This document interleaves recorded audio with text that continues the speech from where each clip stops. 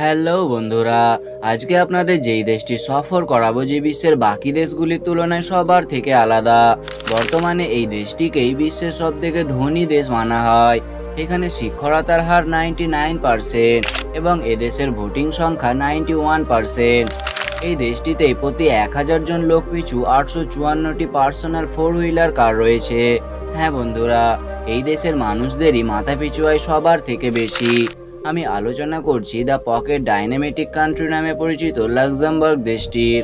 তাহলে চলুন আজকের এই সুন্দর সফরটি শুরু করা যাক। লাক্সেমবার্গ এই দেশটি আয়তনে ছোট হলেও জিডিপির তুলনায় এটি বিশ্বের সব থেকে ধনী দেশ। এর অফিসিয়ালি নাম হলো the grand duchy of Luxembourg. জনসংখ্যার কথা বললে এর মোট জনসংখ্যা মাত্র 6 লক্ষ, যার মধ্যে 89% শহরবাসী ও মাত্র 11%ই গ্রামবাসী। লাক্সেমবার্গ দেশটিকে ইউরোপের ফাইন্যান্সিয়াল ক্যাপিটাল সিটিও বলা হয়, কারণ বর্তমানে এখানে 150-এরও অধিক ইনভেস্টিং ব্যাংক অবস্থিত।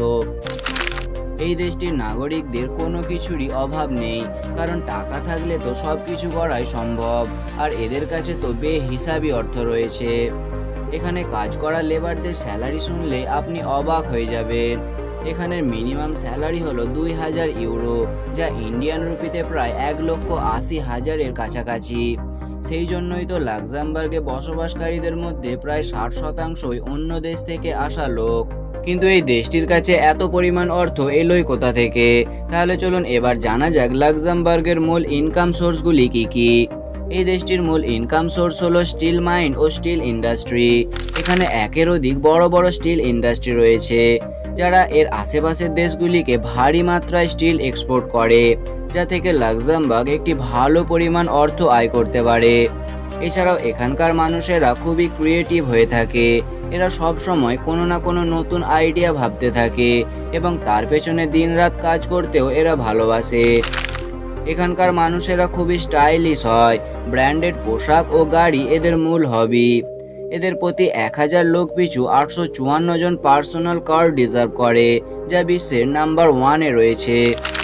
লাক্সেমবার্গ একটি ছোট দেশ, অথচ এত ধনী হওয়ার কারণে একে দ্য পকেট ডাইনামেটিক কান্ট্রিও বলা হয়।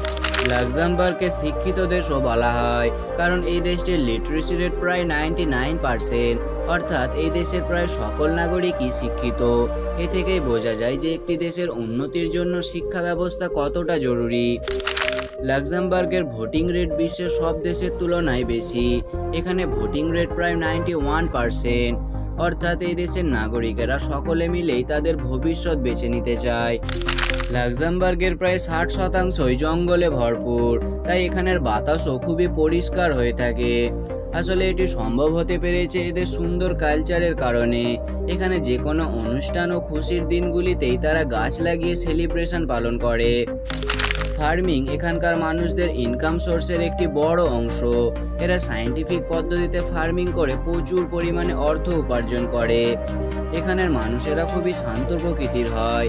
এরা একে অপরের সাথে ঝামেলার পরিবর্তে যে যার কাজে ব্যস্ত থাকতেই পছন্দ করে। ছুটির দিনগুলিতে এরা বেশিরভাগ সময়টাই বই পড়তে ভালোবাসে, তাই তো এদের আইকিউ লেভেলও সবার থেকে বেশি হয়। লাক্সেমবার্গ দেশটিকে বিশ্বের সব থেকে সেফ কান্ট্রি মানা হয়। এখানে ক্রাইম রেট প্রায় 0%। আপনারা জেনে অবাক হবেন যে এই গোটা দেশটিতে মাত্র 1400 পুলিশ কর্মী ও মাত্র 2টি জেল রয়েছে, তাও সেগুলি প্রায় খালি পড়ে থাকে। আসলে যাদের ব্যাংক ভর্তি টাকা রয়েছে তাদের চুরি ছিনতাইয়ের তো কোনো প্রয়োজনই নেই। লাক্সেমবার্গ দেশটির মধ্যে এমন কিছু কিছু জায়গা রয়েছে যেগুলি ওয়ার্ল্ড হেরিটেজ সাইটের অন্তর্গত, যেগুলি দেখার জন্য প্রতি বছর লক্ষ লক্ষ পর্যটক এখানে আসে। তো বন্ধুরা, আপনাদের মধ্যে কে কে লাক্সেমবার্গ যেতে চান কমেন্টে অবশ্যই জানান। চলুন দেখা হচ্ছে পরবর্তী কোনো দেশের সফরে।